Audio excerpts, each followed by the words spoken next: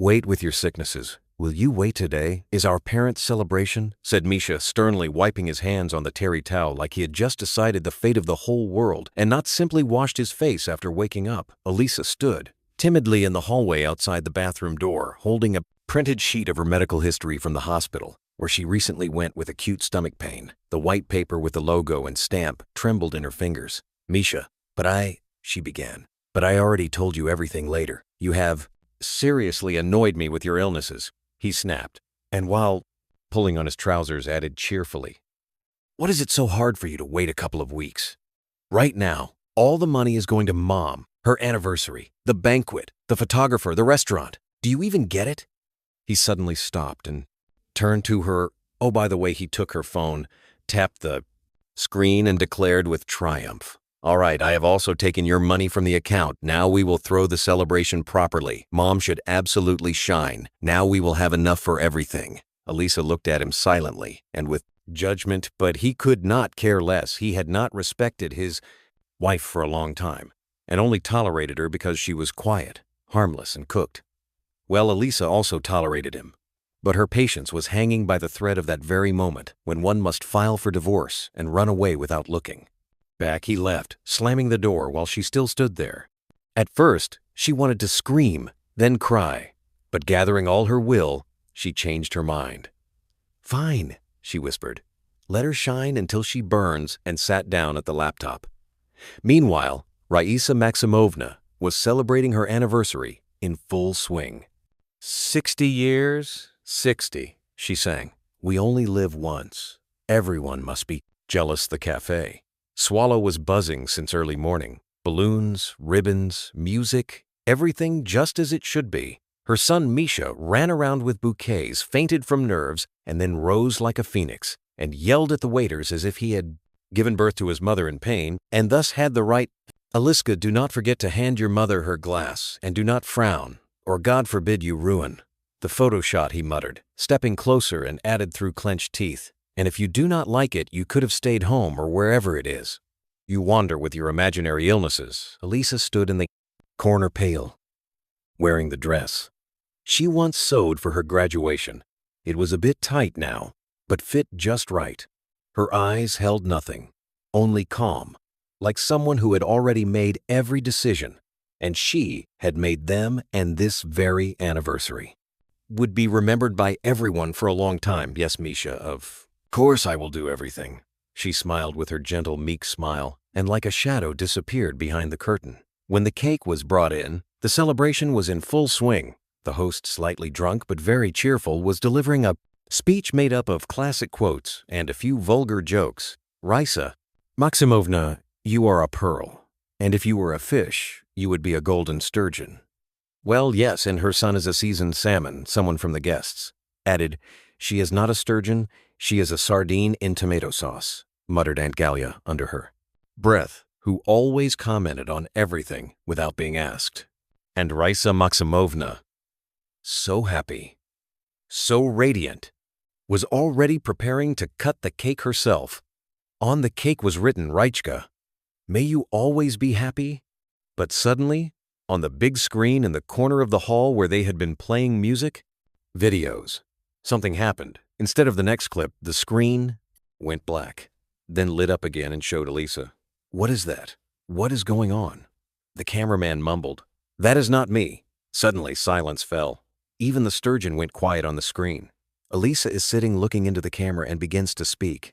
First of all, I want to congratulate my dear mother-in-law, Raisa Maximovna, on her anniversary.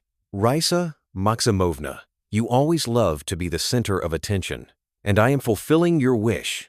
What the hell is this? Whispered the birthday woman and put down the knife. And secondly, Elisa continued from the screen. I want to say that this celebration might cost me my life. Everyone gasped. Someone dropped a glass, and the host stood frozen. The money used to organize this banquet, Elisa went on, was supposed to be spent on my treatment a month ago. My husband, while drunk and violent, kicked me hard in the placed-in stomach when I tried to get him to bed. I have internal injuries. My future and motherhood are now at serious risk, and I need urgent surgery. Raisa Maximovna suddenly turned to her son.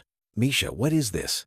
I don't know, he stammered, dear guests, said Elisa, looking directly into the camera. Her voice grew stronger and had now fully captured the attention of the entire hall. I ask you, please, help in any way you can, because I no longer have my savings. They are in your champagne, in these mussels, in this cake with marzipan butterflies. My husband decided this was the right thing and that it would to be better this way. And you, dear birthday woman Elisa, continued, you thought the truth could be hidden. But as you can see, I found a way through. Once again, happy anniversary. Enjoy, take your time. The screen went dark. Cheerful music started playing again, but it could no longer lift the fallen mood of the guests, the relatives, or even the birthday woman herself. After a pause, the first to speak was Aunt Galia. So that is why you, Misha, always sent your wife away on those so-called business trips. I see now she was healing from your playful little hands. Imagine that, hitting a woman, and not just any woman, your own wife. She is like porcelain, you bastard. Someone should break your hands off. She herself. She did it herself. Misha jumped up, trying to sound confident enough. That is all her silence, I said, suddenly roared Risa Maximovna with a general's voice. Mikhail, is it true, Mom? I can explain. I am asking you, did you hit her? Why are you on my case, Mom? It happens to everyone. I was stressed. She kept coming at me. You bastard, howled Risa Maximovna. She had dreamed so much about having grandchildren, but after what she heard on that screen, she realized that dream would now be postponed. Indefinitely. And you bring me this disgrace at my own anniversary? But it was you, he began to say. Meanwhile, Elisa was already home. She had quietly disappeared without anyone noticing after swapping her flash drive with the one that had the music. Luckily, the cafe where the anniversary was held was in the same building where she lived with her husband. Elisa had already brewed herself, chamomile tea, thrown a blanket over her, and was about to lie down. The pain in her stomach still lingered, even though she had taken plenty of painkillers. And then the phone rang. Elisa, this is Luba, Misha's sister.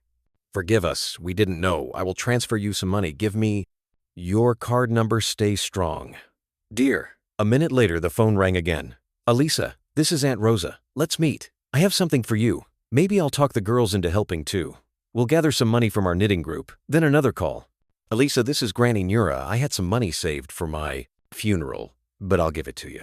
Give me your card number. If it's not enough, I still have a gold tooth. I'll pull it out and pawn it. Elisa smiled, not with malice, but with calm. She knew the truth is not always pleasant, but when it's shown on a big screen, it works. The next day, at the Swallow Cafe, they struggled to clean the cake off the chairs and table, the very cake Risa Maximovna had thrown so successfully and with such force at her son that he even hit his head against the wall. And don't you ever call me again, you half-baked salmon. She screamed at him right in front of all the guests. I disown you, you fool. She shouted at him right in front of all the guests. I disown you, you fool. Here is how it is. You will go to a psychiatrist, to a rehab doctor, get treatment, and then you will bring me a certificate. Only then maybe we will. Talk, Mom, but His face was pitiful. That's it, I said. You are the shame of this family. And now Misha sat alone on the couch at home. Elisa was gone. The relatives refused to answer his calls. Even the cat would not let him pet it and bit him. The television tried to tell him what was happening in the world, but it only made things worse. Misha turned it off and buried his face in a pillow. Meanwhile, Elisa had already paid for her upcoming surgery. Her card now had more than enough funds, with some to spare. She laughed into the phone when her friend called after mutual acquaintances told her in secret about the scene that had taken place at the cafe. You are a heroine, just like in a movie. I am proud of you, said Litka. So what happens next? Court. Yes, there will be court, Elisa replied. But first, life, I want to return to it whole and alive and never again to celebrate anniversaries at my expense. Well? Yes, of course. And probably no more husbands with fists. Litka added, obviously, especially without them. Elisa replied she turned on the television. A comedy was starting on the screen, one without drama, without pain, and without Raisa Maximovna, and most certainly without Mikhail.